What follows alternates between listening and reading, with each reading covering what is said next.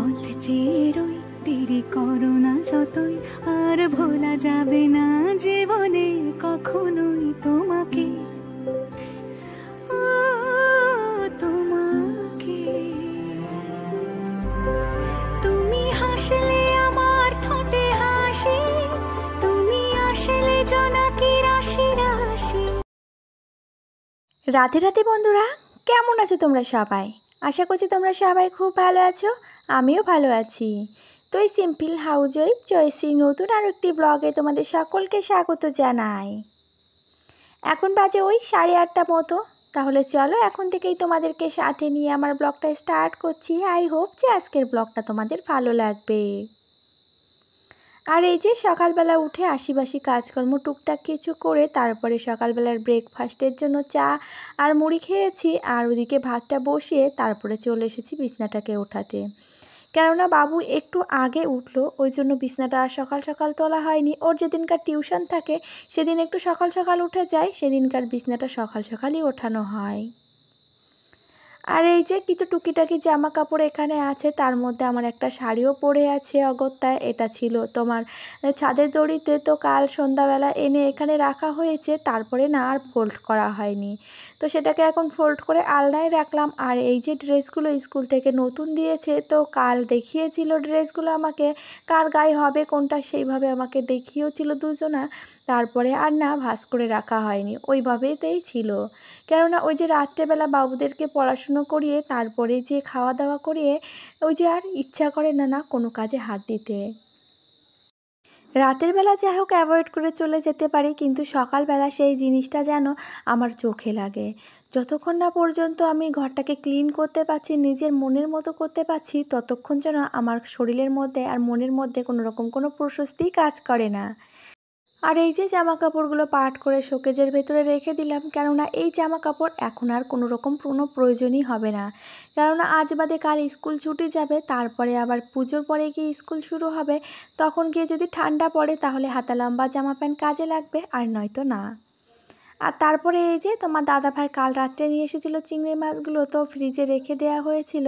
তারপরে অল্প একটু জল দিয়ে না আমি কৌটোটাকে বার করে রেখে দিয়েছিলাম সকালবেলা। আর তারপরে ওই যে চিংড়ি মাছগুলো যেহেতু কালকে নিয়ে আসা, তো কৌটোটা খুলে না কেমন একটা গ্যাস লাগছিল, তার জন্য সকাল সকাল চিংড়ি মাছগুলো ক্লিন করে আবারও ফ্রিজে রেখে দিয়েছি। আর রেখে তারপরে যে বাবুদের স্কুলের টাইম হয়ে গেছে, সেই জন্য ওদেরকে একটু ডিম ভাজা করে দিয়েছি। আর সকালবেলার ভাত বলতে ওরা ডিম ভাজা দিয়েই খায়, কোনো রকম কোনো সিদ্ধ খেতে চায় না বলে কোনো রকম কোনো সিদ্ধও দেয়া হয় না। আর এই যে বন্ধু এসে প্রতিদিনই দাঁড়িয়ে থাকে, ওদেরই গোছানো হয় না জানো তো। বন্ধু যখনই 10টা বেজে যায় তখনই চলে আসে। আমি আবার ওদেরকে অত সকাল সকাল পাঠাই না, ওই যে 10:30 কিংবা 10:20 বাজবে তখনই ওদেরকে স্কুলে পাঠাবো। নয়তো যত আগে যাবে তত না দুষ্টুমি করবে আর জামা প্যান্টে কাদা মাটি নোংরা ভরিয়ে নিয়ে আসবে। আর বাচ্চারা এক জায়গায় গেলে তখন কিন্তু দুষ্টুমি হাজার একটা বেড়ে যায়। তখন যতই তুমি প্রতিরোধ করার চেষ্টা করবে না কেন, ওরা কিন্তু থামবে না। তো স্কুলে গেলে টিচাররা কতক্ষণ তাদেরকে দেখভাল করবে বলো তো? সেটাও তো মায়ের খেয়াল রাখা উচিত যে বাচ্চারা আগে থেকে স্কুলে গিয়ে ঝামেলা না করে সঠিক সময় মতো যেন স্কুলে পৌঁছে যেতে পারে, সেটা কিন্তু একমাত্র একটা মাই নিশ্চিত করতে পারে। আমি যদি অগত্যা তাদেরকে আগে আগে পাঠিয়ে দিই তাহলে তো তারা আগেই চলে যাবে, কিন্তু ওই যে গিয়ে স্কুলের শৃঙ্খলা বজায় রাখবে না, তখন বাচ্চাগুলো উচ্ছৃঙ্খল হয়ে যাবে। আর এতে করে না বাচ্চাদের মায়ের উপরেই কিন্তু তার পারভারিশের দায়িত্ব পড়ে। কেননা তার মা কিন্তু ছোট থেকে বড় হয়ে ভালো কিছুই শেখায়, কিন্তু ওই যে বাচ্চারা যখন একসঙ্গে অনেকগুলো এক জায়গায় হয়ে দুষ্টুমি করে, তখন কিন্তু মায়ের উপরেই তার আঙুলটা ওঠে। কেননা মা ছোট থেকে কি শিক্ষা দিয়েছে যে বাচ্চাগুলো এত ডেসপারেট হয়ে গেছে। আর এদিকে তোমাদের সঙ্গে কথা বলতে বলতে আমার ঘরদোর কিন্তু প্রায় মোছা কমপ্লিটই হয়ে গেছে। গত কয়েকদিন ধরে আমার শাশুড়িমা বাড়িতে ছিলেন না, সেই জন্য বাইকটাকে তার ঘরের ভেতরে রাখা হয়েছিল। আর এখন তিনি বাড়িতে চলে এসেছেন, আর বাইকটা যেই বারান্দায় রেখেছে না, বারান্দাটা মুছতে অনেকটাই অসুবিধা হয়। তবে কি করব বলো তো, যখন যেমন পরিস্থিতি হবে তখন তো আমাদেরকে তেমনই মানিয়ে নিতে হবে। আর তুমি যদি এটাকে একেবারেই অ্যাভয়েড করে চলো তাহলে কিন্তু তোমার কি হবে, ভালো থাকার অভিনয় তুমি 2-1 দিন করতে পারবে, কিন্তু বছরের পর বছর কিন্তু একটা মানুষ ভালো থাকতে পারে না। আর এই অভিনয়টা কিন্তু সারা জীবনের জন্য কখনো চালিয়ে নেওয়া যায় না। সেই জন্য সবসময় সব কিছুকে মানিয়ে নেওয়া অত্যন্ত জরুরি। আর মেনে নিতে মানিয়ে নিতে নিতে যদি কোণঠাসাও হয়ে যাও, তবু কিছু সময়ের জন্য তোমাকে বিরত থাকতে হবে যে না, আমি এই কাজটাকে কি করলাম, কি করছি আর কি করব। যদি তুমি সেখানে নিজের মতো করে একটু ভাবনা চিন্তা করে এগিয়ে যেতে পারো, তাহলে কিন্তু তোমার ওই ভালো থাকার অভিনয়টা করা লাগে না, সেটা সত্যিকারের ভালো থাকা যায়। আর এই যে তোমাদের সঙ্গে কথা বলতে বলতে কিন্তু আমার স্নান কমপ্লিট হয়ে গেছে। আর কিছু জামা কাপড়ও ছিল, ভেবেছিলাম যে ধোবো না, তারপরেও আবার ধুলাম, কেননা দেখছি বৃষ্টি হতে হতে আবার থেমে গেছে। কেননা এরই ফাঁকে কিন্তু এক ফসলা প্রায় আধা ঘন্টা মতন বৃষ্টি হয়ে গেছে। তারপরে দেখছি না আকাশটা হালকা আছে, ওই সেই সূত্রে জামা কাপড়গুলোকে আবার ধুয়ে মেলে দিয়েছি। এদিকে যেহেতু আগের থেকে জামা কাপড় দড়িতে দেয়া আছে, সেই জন্য এক চিন্তা করছিলাম যে জামা কাপড় ধোবো কি ধোবো না।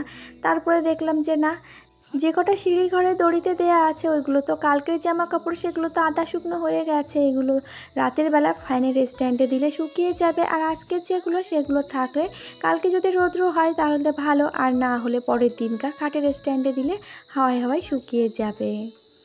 আর তারপরে একটু সিঁদুর পরে চলে এসেছি ঠাকুর ঘরে। আর পুজোটা কিন্তু আমার শাশুড়িমা আগে থেকে দিয়ে দিয়েছেন, তার জন্য আমি এই যে এসেছি একটু প্রদীপ জ্বালিয়ে সকল ঠাকুরকে প্রদীপের তাপ দেবো। যেহেতু একবার ঠাকুরকে আরতি দেখানো হয়ে গেছে, সেই জন্য সকল ঠাকুরকে একটু প্রদীপের তাপ দিয়ে দিচ্ছি। কেননা আমার মনে হয় প্রদীপের শিখার তাপটা ঠাকুরকে যতক্ষণ না দিতে পারি ততক্ষণ প্রশস্তি কাজ করে না। জয় রাম, জয় হনুমান। जय हनुमान ज्ञान गुण सागर जय कपीशिति लोक उजागर राम दूत अतुलित बलधामांजनी पुत्र पावन सुत नामा महावीर विक्रम बजरंगी कुमति निवार सुमति के संगी कांचन वर्ण विराज सुबेसा कानन कुंडल कुंचित केशा हाथे वक्र ध्वजा विराजे कांधे मूज जनी साजे शंकर सुवन केसरी नंदन तेज प्रताप महाजग बंदन पिता बाणी गुणी अति चातुर राम काज करिबेको आतुर प्रभु चरित सुनिबेको रसिया राम लखन सीता मन बसिया सूक्ष्म रूपधारी सिया यदि काबा विकट रूपधारी लंका जराबा भीम रूपधारी असुर समारे रामचंद्र की काज सवारे लाई संजीवनी लखनऊ जियारे श्री रघुवीर हर शिवर लाए रघुपति की बहुत बड़ाई तुम मम प्रिय भरतई सम भाई सहस बदन तुम रोजस गावे अष्टई श्रीपति सीता रामचंद्र की जय बोलो सीता रामचंद्र की जय बोलो सीता रामचंद्र की जय। जय राम जय हनुमान, जय राम जय हनुमान, जय राम जय हनुमान। जय बजरंगबली। जय राम जय हनुमान, जय राम जय हनुमान, जय राम जय हनुमान, जय राम जय हनुमान, जय राम जय हनुमान, जय राम जय हनुमान, जय राम जय हनुमान, जय राम जय हनुमान, जय राम जय हनुमान, जय राम जय हनुमान। जय राम जय हनुमान, जय राम जय हनुमान, जय राम जय हनुमान, जय राम जय हनुमान, जय राम जय हनुमान, जय राम जय हनुमान, जय राम जय हनुमान, जय राम जय हनुमान, जय राम जय हनुमान, जय राम जय हनुमान। जय राम जय हनुमान, जय राम जय हनुमान, जय राम जय हनुमान, जय राम जय हनुमान, जय राम जय हनुमान, जय राम जय हनुमान, जय राम जय हनुमान, जय राम जय हनुमान, जय राम जय हनुमान, जय राम जय हनुमान।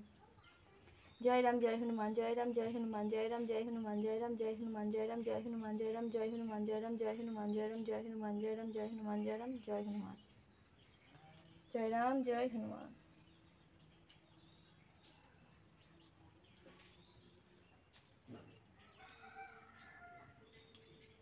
জানি না প্রভু বাজরাংবালির উপরে কতটা ভক্তি শ্রদ্ধা নিষ্ঠা আছে, তবে যতটুকু যা আছে শনিবার মঙ্গলবার করে অন্তত তার নামটা এই যে হনুমান চালিসা সেটা একটু পাঠ করি।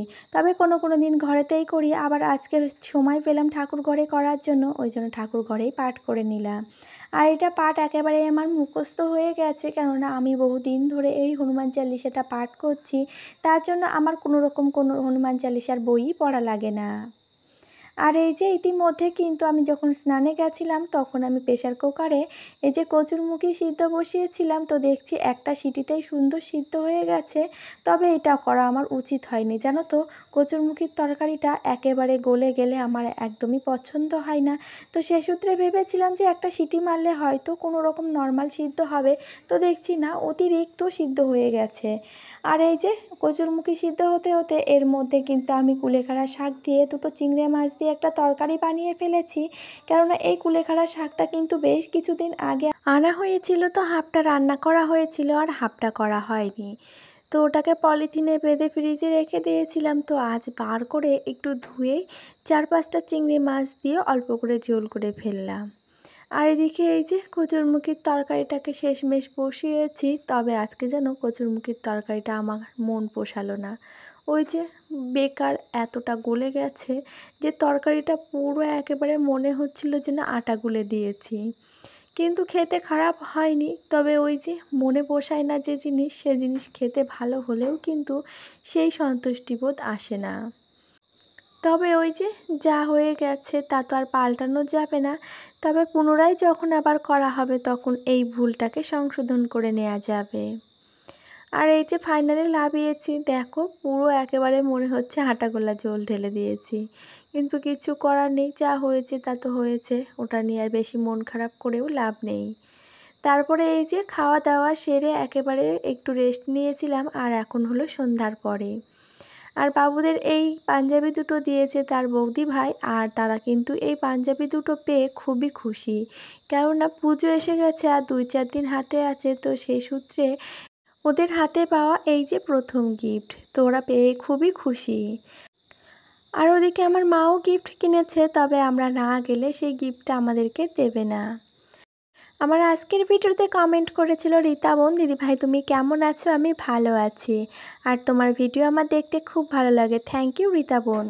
আর কমেন্ট করেছে মীনাক্ষী মণ্ডল ডেলি লাইফস্টাইল থেকে যে দিদিভাই তোমার ভিডিওটা খুব ভালো লাগলো আর তুমি খুব মিষ্টি। থ্যাংক ইউ দিদিভাই এমন মিষ্টি একটা কমেন্ট করার জন্য।